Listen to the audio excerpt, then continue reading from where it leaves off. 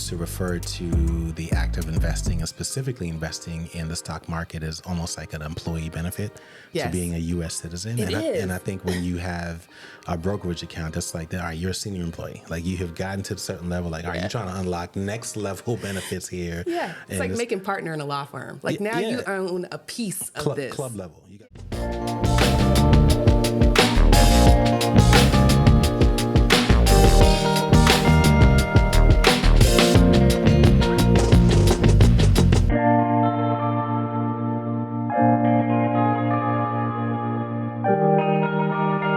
Welcome to the Rich and Regular podcast, where we explore life at the intersection of money. I'm Julian. And I'm Kirsten, and today we are talking about brokerage accounts. My fave. But first, I want to shout out Journeyer0412, who left a 5-star review called 10-Star Podcast said, would rate it 10 stars if I could. I've learned so much from you two, and this has really changed my mindset when it comes to all things personal finance. Thank you. Thank you, Journeyer0412. I wonder if they're connected to Jamila in That was some my way. first thought. And I was like, well, maybe it's like the song or something. Yeah, I mean, there's lots of journeyers or versions of that. But anyway, thank you for that. Before we jump in, this is an unusual sidebar. This is very unusual for a couple of reasons. One, we normally record episodes several days, in some cases weeks in advance. We tried to do it a little earlier in some days, and then it sort of felt a little disjointed. And so then we started to bring the actual recording date and the publishing dates a little closer together. This is about as close as it's gotten in a pretty long time. We're recording this episode on the 14th of July. This episode will be released tomorrow morning. And I'm thinking, because I would imagine a lot of our listeners out there are still reeling from what happened yesterday, the 13th of July, the assassination attempt of former President Donald Trump. This is not a political podcast. Obviously, a lot of the work that we've done, some would argue, would straddle that fence a little bit between money and race and career and those kinds of things.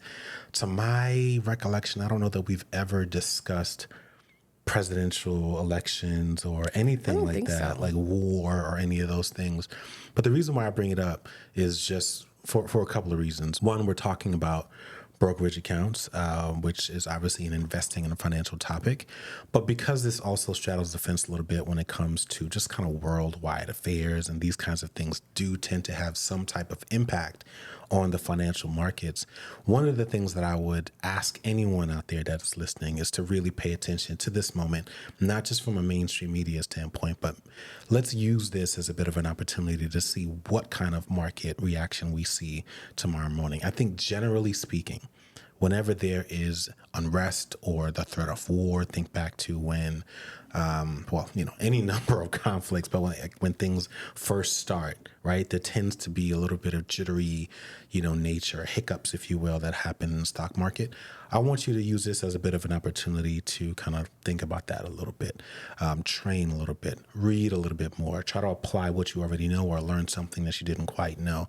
This, I think, is a unique opportunity because I would imagine there's going to be some type of unrest. I would imagine there's going to be all kinds of stuff like that. That's sort of just where I am emotionally right now. Yeah. I'm not going to say I never thought that we would live through something like that, because Kirsten can tell you I've actually low-key been saying we're overdue. Yeah. And so the fact that this happened for me as someone who has been, and I've spoken about this before, like a bit of a nerd about U.S. history, like this is very eerie for me, which is why it's hard for me to shake. And I think one of the reasons why I wanted to make sure we talked about it, and that's just about it. Like, I'm not going to say much more about it other than from a financial standpoint. I think this is a unique opportunity for those of us who might be new to investing to look at this as a bit of an opportunity. And so this is a segue to be able to say, well, all right, well, let's say I do that work. Let's say I follow his counsel and I'm watching the news and particularly paying attention to see what happens in the stock market. And I see that it's down. And I know enough to say, oh, well, this might be a buying opportunity. What do you do, right? If you just have a 401k, the answer, I would say, for the vast majority of people is absolutely nothing. You mind your business, you change the channel, and you keep it going. Right. If you have another tax-deferred account, right, you've been investing in an account for any period of time, the idea of those accounts is to pay off for some point in the future. You're saving for your retirement. But if you have a brokerage account, right, this is where you actually have a chance to do something or really actually try to harness this opportunity. It may not be anything really, but this, if anything, I think creates one of those opportunities, and I think justifies why these kinds of accounts are so important. Yeah, I agree. And it's not related, but the reason I wanted to talk about this is because we launched an episode of Money on the Table. It was called It's Expensive Outside. It is. And it's actually one of our most viewed episodes for this season, if not the most viewed episode for this season so far. Yeah, I'm learning a lot. I think it has, I have a variety of reasons. I would encourage people to send us some notes, let us know what they think. I have an inkling as to why it is, but it's all okay. good. What we're talking about in the episode is how we've used frugality and investing to kind of fight back against inflation and corporate greed. Yeah. And I felt like some context was missing because we didn't specifically talk about where we're investing. I mean, we obviously are investing in index funds, but like what the account is. Yeah. And that's really where brokerage accounts come in. And I think this would be a good time to revisit what they are, what they're good for, and why it's like a good kind of Swiss Army knife to have in your investing strategy. Yeah. I actually want to, I was going to say steal, but borrow, since it's actually our content. We have an investing class called Making Money Grow. And there's a story in that class that I share, and I'll share it here as well. It was basically when I first realized that it was a thing, because I didn't know. And it had to have been like maybe the early 2000s. It might have been like, yeah, somewhere around that ballpark, like early 2000s. I was reading an article in Black Enterprise magazine, and this was like a print version. I'm not even sure if they still print Black Enterprise. I think they do. No offense to anyone that subscribes. My parents Your parents still get it? Okay. But there was an article in there, and it was basically a feature of a family. And I feel like this is something that they did on a pretty regular basis, where they say, meet the Smiths. They live in Washington, D.C. area or something like that. And it was like a full profile. And I'm looking at this family, and it's a husband and a wife. I think there was 1 or 2 kids. They're standing outside their home, and they weren't celebrities, right? And I could also tell like they weren't like models, so it didn't look fake. It was real. It's just like, here's a real family. Here's a bit of a overview, and they had like a little box, a text box or graphic, and it showed their net worth and the value of their home and the value of their cars. And then they started breaking down different investment accounts. Like they had 401ks between the two of them. They had IRAs. They had 529s, and then it said brokerage account or taxable brokerage. And I was just like, oh, I don't even know what that was. Like I'd heard the word before, but like when I thought about investing and saving for retirement, it was pretty much limited to 401ks. I mean, back then I didn't even know that there's a difference between that and a 403b, and I certainly had never even heard of a TSP. They all sort of function the same. But the point is, I'm willing to bet that a lot of people were just like me and are still just like me. They think about investing, and the only thing they think about is 401k. You admit to being very similar, I said it in the narrow-minded. episode. You said, I was about to say, I'm pretty sure you actually said that. Like, that's all a lot of people know. That is their entry point to investing, and it's part of the reason why I have beef with 401ks a little bit. It's not the account's fault, but it's just the way that we learn about it. Like, that is the only lens through which we learn about investing. It sets the tone for how people think about investing as a whole, in terms of what's good, what's bad, what's advantageous or what isn't, what's possible, whether or not they can even invest. Because people will tell you, well, I can't invest because my company doesn't offer one. It was like, that's a terrible reason, right? You can invest, or you're in between jobs, I can't invest. And it was like, no, like you can. There are other ways to do it. There are other kinds of accounts. And I think a brokerage account, without question, is likely one of the most overlooked accounts that you have. But I think that story, is the kind of thing that I think a lot of people are dealing with. And so hopefully, if that's you, if that sounds like you, if that feels like you, this can help you kind of think a little bit differently or broadly about other ways that you can invest. Yeah.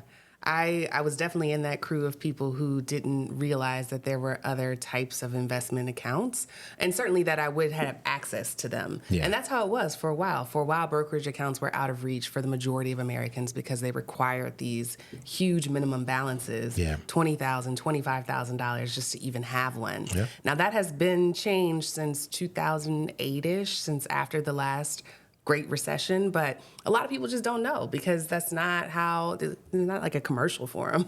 I mean, there are commercials for banks, but they're not telling you specifically what to do. Yeah.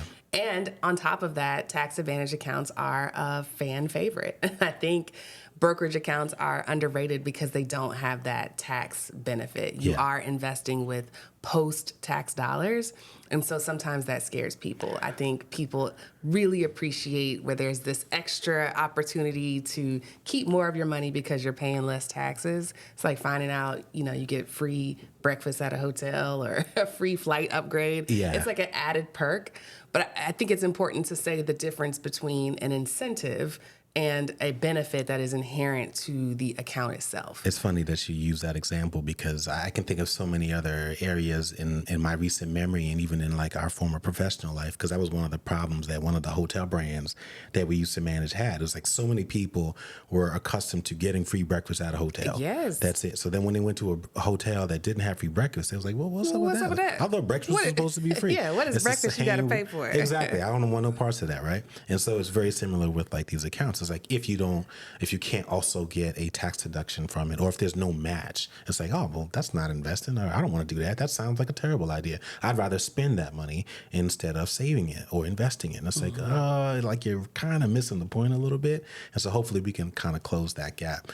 There's just this tendency, I think, for people to, even if they have heard of them, to rank them as like, this is a good investment account. This one's okay, these, because you don't get all the perks, but like you don't need that ranking at all. Like each of them have different purposes or have different functions for a reason. And it just kind of depends on where you are in your life or what your financial goals to all of a sudden maybe one account or one type of kind of function within that account might be more beneficial for you. And so let's start with just kind of talking about what a brokerage account's function is. And I think this is probably the easiest one out of all of them because it has a wide array of possibilities. And so we spoke a little bit about tax deferred accounts. Obviously, those are investment accounts that are designed to help and incentivize you to save for your own retirement. A brokerage account is like totally voluntary and it's supplemental. But the benefit of it is that, like, while, yes, you are using post-tax dollars and you can't get an additional sort of tax deduction for any of the growth or capital gains within that account, there's also no contribution limitations to putting money into your brokerage account. You can put as little or as much or as frequently and as independently as possible, right? I'll say that last part again because I don't want to confuse anyone. When you're investing with a brokerage account, it's something that you own. Right. You control. You're not opening a brokerage account through your employer. And in many cases, you're not even doing it through a financial advisor. If you are doing it through a financial advisor, I guess that's okay if you absolutely choose to do that, but you don't have to do that, right? In most cases, you could just open a supplemental brokerage account and maybe you can seek counsel from your financial advisor around what should go into that to make sure that you aren't double dipping or sort of making any kind of redundant investment activities. But that's basically what a brokerage account is. In most cases, it's like that third option after a 401k and after an IRA, which in many cases just serves as a house for anything that's rolled over from a 401k. And then for after that, there's like all of these other things based on what you want to do. Oh, you got kids you want to invest in? Here's a 529. Oh, you just have other financial goals, be they short-term goals, 5 years, the next 10 years, 1 year, or you just want to really supplement and pad your retirement savings because there's only so much you can actually contribute and be incentivized to do so in these tax-deferred accounts. And so this is where you put all of that surplus. Exactly. Right? And I think that's like, to me, I feel like when I see someone, and I certainly knew that I felt this way, when I got the first brokerage account, like I felt like I had completely grown up. I was like, all right, now I know that I can invest at any point in time for any reason, like with no limitations, no guidance. There's also like a different level, I think, of the acceptance of the risk that you take. Yes. When you are investing with a brokerage account versus a tax deferred account. Because by then you always know, like, well, I've got time to kind of make up for any issues or whatever, or I can seek counsel. But with that brokerage account, like you own it. You control it. You likely chose the brokerage. You're choosing your investments. You're choosing the amount. Like there's, there may be some recommendations or something like that, but like it's a conscious decision. And to me, I think it's always a bit of a symbolic account that someone is really serious about their finances because they've taken it upon themselves to own and manage their own investments. Yeah, it's beyond that they're serious about their finances. It's also that they really understand the benefits of investing. Correct. Because when you think about the policies around each of the tax advantage accounts and the non-tax advantage accounts, it's based on what the government's policy results are, what they're looking for. Yeah. So the reason why they give you those benefits, those incentives, is because they want you to save for your retirement so that you're not a burden and that you have the safety net. So they give you these incentives like, hey man, we'll even let you pay less taxes. And Exactly. hey, as your employer, we'll match your contributions, and we'll give you some tax deferred options within it, just so that you don't become a burden on our national safety net. We need you to do these things. Now, there are also penalties associated with your 401k. They also will penalize you for taking money out before your retirement age or for withdrawing. And so when you go over to this world where there is no incentive because it is completely voluntary, and where the government's goal is not to protect our social safety net, not to protect Social Security, it's really just to get more capital in the market, invest in businesses, and create more jobs. Then you have all of these other things where it's like you don't get any incentives, but you also don't get any penalties. You can withdraw that money whenever you want, however often you want. People trade on the daily, on the hourly. You can do whatever you want. All you got to do is cut us a little check from the profits, a little capital gains tax, and then you can have fun over there. And so, it's very different when you understand the role that they play both in our larger society and then can understand the role that they can play in your personal finances. Yeah, I know we used to refer to the act of investing, and specifically investing in the stock market, as almost like an employee benefit to being a U.S. citizen. And I think when you have a brokerage account, that's like, all right, you're a senior employee. Like, you have gotten to a certain level. Like, all right, you're trying to unlock next level benefits here. Yeah, it's like making partner in a law firm. Like, now you own a piece of this. Club level. You got club level access to all the things that this great nation produces, and you can buy as much or as little as possible. You can stay up here as long as you can. Everybody else is still working downstairs, but while you're up here, like, this is like fun time. This is free time. Do as much or as little as you want. I think one of the other benefits of a brokerage account, and I'm saying this with a little bit of an asterisk, I did not do my research before saying this particular part, so this may have changed, but I know when we started, one of the other benefits of having a brokerage account was that it also gave you much greater variability in terms of what you could actually invest in, right? So typically, if you're working through a 401k, like, that is a sponsored plan, and even the funds that are available for you to invest in is something that is agreed upon by the administrator of that plan and the bank that is managing those funds for you. With a brokerage account, there's no limitations. It's like a la carte. Yeah, you know what I mean? Whatever you want. Let me use another food reference. Your 401k options, right? This is why people say all the time, like, hey, well, I see that you guys are talking about this kind of account, but it's not offered in my 401k. You have like a limited menu, right? It's a select menu for your party, your company only. You guys can buy these things. There's like significantly more, like 100 times more options available to you. But what's been negotiated for you guys is this amount of money by your plan administrator, your company, based on any number of factors. With a brokerage account, it's more like, oh, well, what do you want? You want some crypto? You want more real estate investment trusts? You want more REITs? You want a different level of bonds? Stocks. You want stocks, individual stocks, right? Fractional stocks. Fractionals. You can do all kinds of things, right? So you can truly create, mix and match your portfolio. And you can do that for any variety of reasons. You can do that to supplement and basically copy what you already have. You can do it to be a little bit more aggressive. You can do it to try to maybe curb a little bit because you've been aggressive in your 401k and your IRAs. And so you want to use this as a little bit of like a brake pad. Like, it just kind of gives you, I think, a wider variety of options. You could do all of the above, right? Because like, it's a portfolio, and you could say, well, I'm actually going to treat it like, 60% of it is designed to accelerate what I've already done in my tax account. But then this little smaller pot of money over here is going to serve some other purpose. You can do all of the above. And I think that's part of what I was saying earlier around the level of freedom and flexibility and ownership and risk that comes along with doing that. But once you accept that and you understand it, I think the brokerage account becomes a place where you house all of those things, and it solves any number of issues or challenges or desires that you may have when it comes to your investing. Yeah, I think the flexibility is a huge, huge part of it because for most people, the typical retirement account is a great tool. But if you have any inkling of entrepreneurship in you, or if you're expecting to have gaps in your employment, you need something that's a little more flexible that doesn't keep your money locked up until you're 59 and a half or whatever the retirement withdrawal age is without penalty.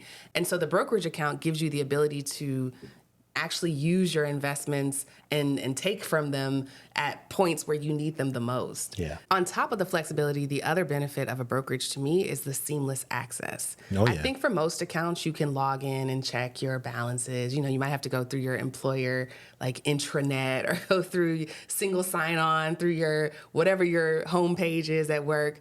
But you can access your 401k or your retirement information whenever you need to. But with a brokerage account, you can really access it. Yeah. Like they come with apps, like you can connect your own bank account to it. So whenever you want to make a deposit or buy something, you can just send money to it. You don't have to wait until a paycheck cycle. Yep. If you want to withdraw, you can withdraw without filling out a paperwork. If you want to sell because you need the cash, you can do that today and have that money tomorrow. Yes. You know, like it's really, really flexible to your point. Yeah. Yeah, you just have way more access to not only the funds that you want to buy or the assets that you want to buy, but also to your money and to its performance. And you can make those adjustments on the fly if that's what you want to do. You're trying to catch a falling knife, or if you're trying to find an opportunity to take advantage of something you might have heard. Like, it's not what we recommend, but you certainly don't have to treat it with the same level of don't ever touch it like you would with your long-term retirement. Yeah, and I wouldn't recommend that either.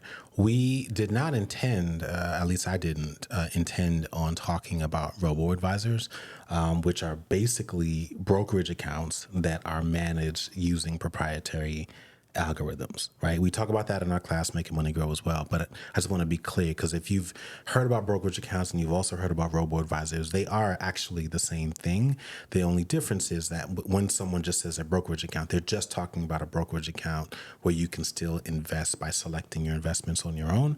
With a robo advisor, it is a taxable brokerage account, meaning you're using post-tax dollars.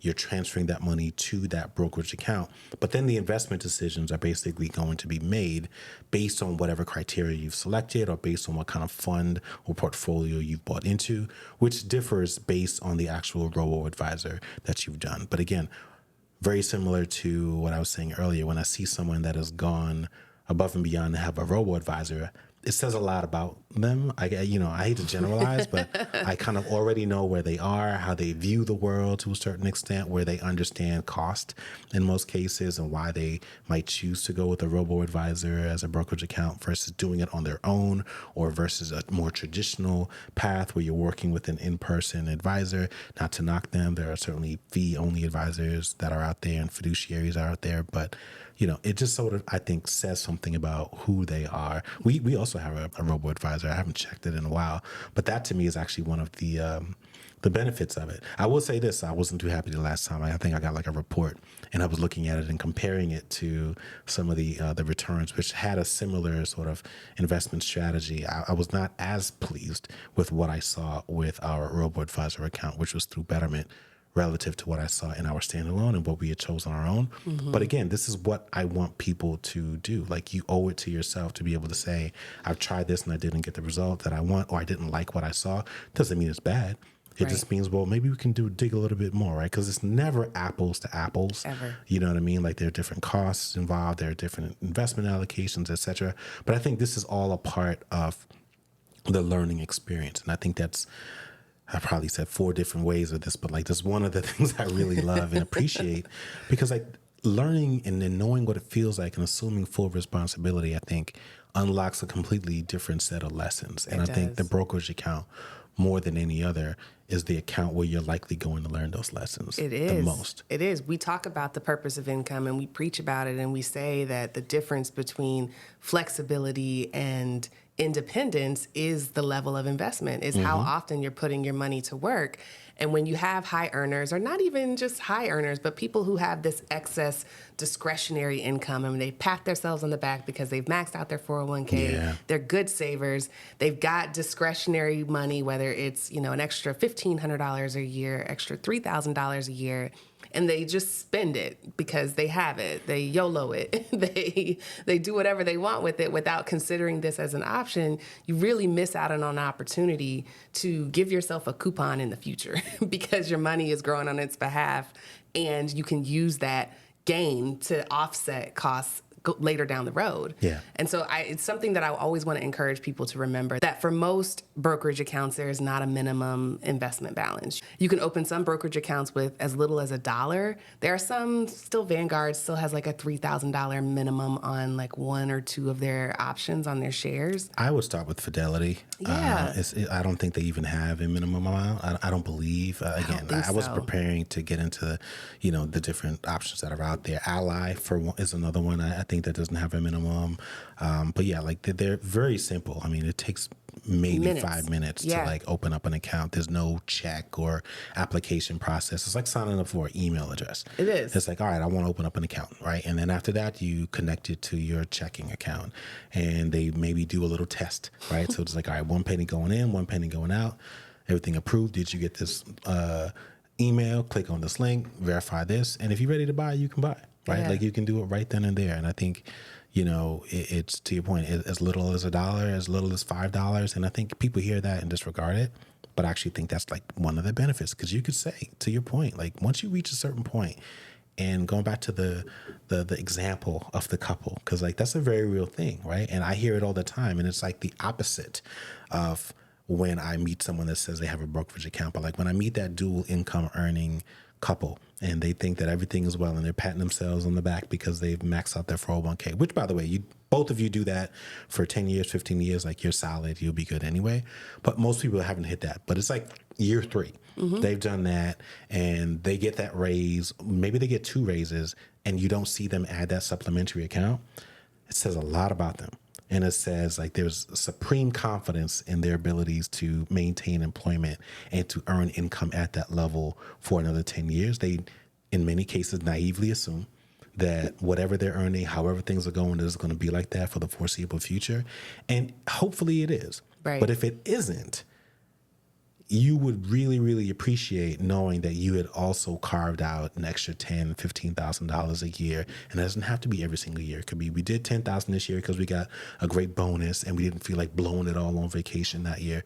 But like mix it up a little bit. You can do a little bit of both. You can splurge and you can park a little bit more in that brokerage account.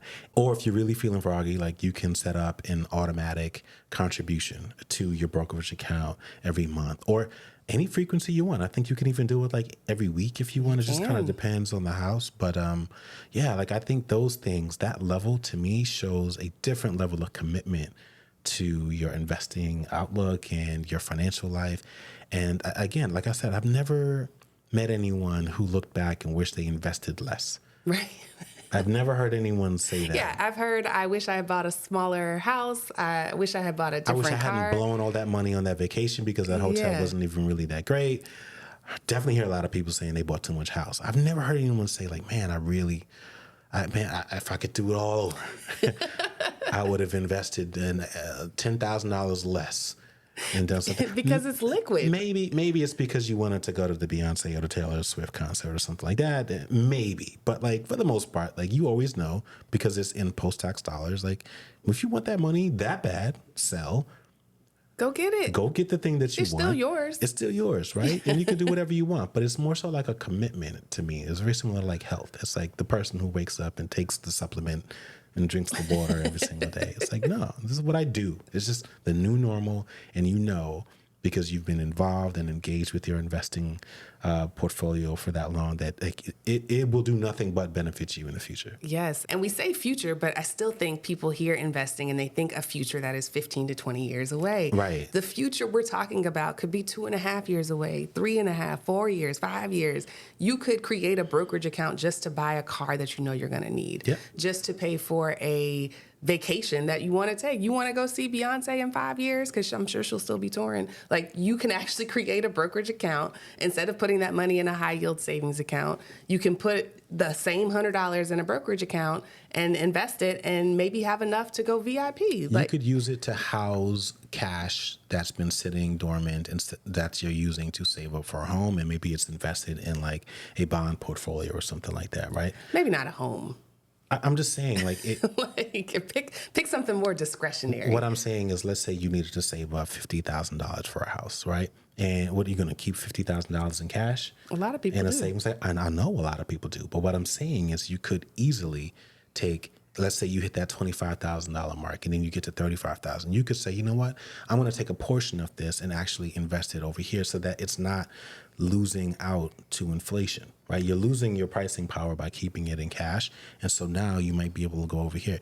Now, obviously, you're skipping a level. You could put it in a money market account. Quite risky. You could put it in a certificate of deposit, but everyone's sense of availability of those types of accounts, or maybe looking at it and saying, you know what, like they have bond portfolios that are designed for that reason, where it's like, yeah, you're not going to get much, but it's like 4%. It's a lot better than you might be getting in a money market or a CD. Right. And so you have these things that I think are at your disposal. I think it sounds risky and out of reach when you're not really engaged with it. I mean, you haven't reached that level. You don't understand the benefit to doing those things, because especially if you were to take that approach, and I think we've had this conversation before, but if you're saving them for a house, like you might find yourself in a situation where you saved up enough, but now you're priced out and you don't have enough, right? Like now you got to go earn some more money to see if you can get that and use that money to help make the down payment.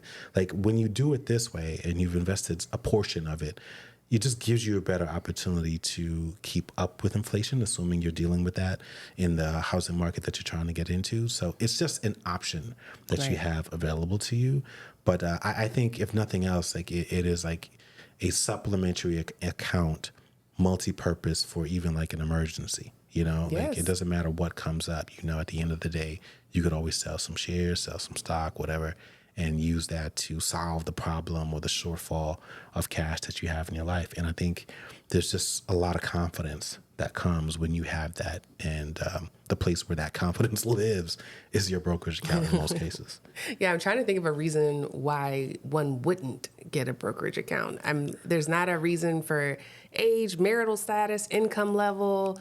Well, there's not a rational reason why you wouldn't. Even if you have debt, even if you are recently divorced or currently unemployed, there's still no reason why you wouldn't open one. Well, most people don't, because they just don't make enough money. And so it's like having it would be like having two emergency funds. It's like I'm having trouble reaching my emergency fund goal in the first one, and I haven't even saved for retirement yet. So because it typically comes after all of those things, that's the reason why they don't get it, which is an earning issue, right? Like that's not a value of the type of account issue, but this is really for those people.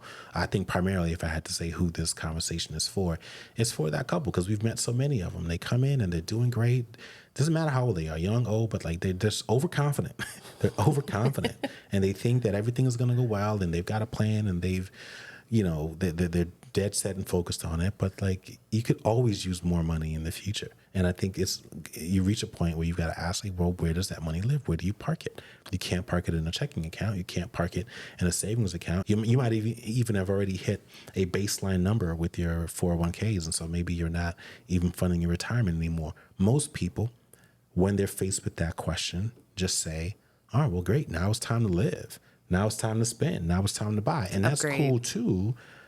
But if you want to invest, like the other option that you have available to you is a taxable brokerage account. And I think that's why we're talking about it above anything else, is to help that couple say like, all right, this is an option to just blowing it all. Yeah.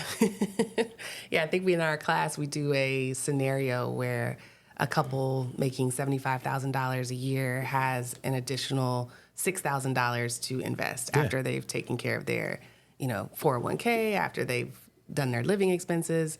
And we position both the brokerage, the HSA, a 529 as this investment stack where you have all of these specialty accounts that put less pressure on your retirement account. If your retirement account doesn't have to pay for your children's education and your health expenses and any other expenses that may come up that are outside of your normal monthly expense count, that's where that brokerage comes in as a cushion. You never know if you're going to have to buy another car when you're 70. If you didn't account for that in the calculations that you used for your monthly expenses, where does the money come from? Yep. And you're right. It comes from things like a brokerage account, or, you could withdraw more from your retirement if you wanted to. But it's just an extra layer of cushion and safety that people have access to, that it's so underrated. primarily because there's no tax benefit or because people don't feel like they have enough to contribute.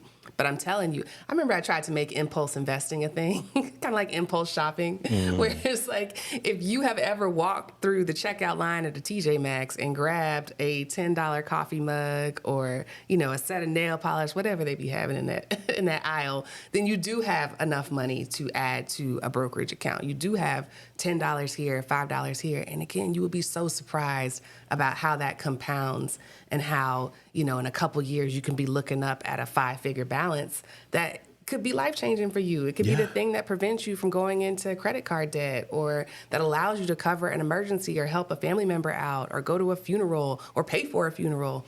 So these are just all options that you can have within your portfolio. And I want to make sure that we're clear on the many, many benefits, and that if you don't have a brokerage account yet, please consider adding one to your stack. Yeah.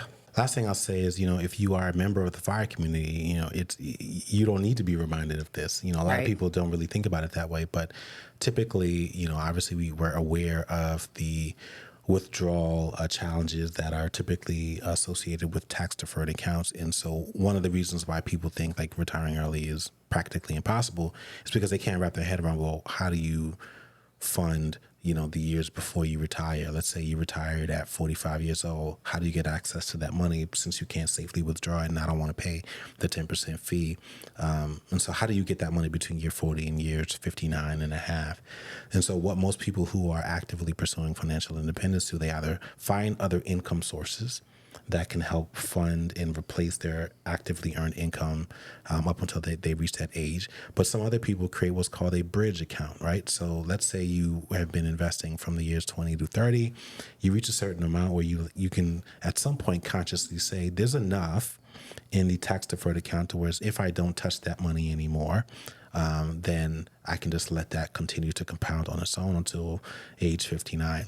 But what I do with the money that I'm no longer going to contribute to that account is to start funding my taxable brokerage. You start prioritizing it. And then you have what people refer to as a bridge account. This is the money that is growing and compounding, let's say between years 30 and 40, or whatever your plan is, right? Just kind of works for you. And then between 41 and 59, this is the money that you can use. And again, whether it's enough to fully replace all of your income or it's enough to supplement and basically just defer and keep you away from having to tap the money that's in your 401k. But like that's the function that it serves for a lot of people, is that there's enough money there that you can live off of that makes it easier for you. Like it's the first place to tap instead of tapping and paying this 10% on any of these other tax deferred accounts. And so it's limitless. I think is the primary benefit, because it makes it, and I think you said this is like the Swiss Army knife of accounts, right? It doesn't have all of the bells and whistles in terms of tax advantages, but because of that, it can solve practically any other financial issue that you have in terms of what you can invest in, how much you can put in, how much you can withdraw, or how frequently, how quickly you can do it, etc. And I think that's the multi-purpose sort of hole plugging fund that I think a lot of people need whenever they have those questions around, well, how do I pay for this? Or when this happens, where does that money come from? In most cases, the brokerage account is going to be really, really useful for you.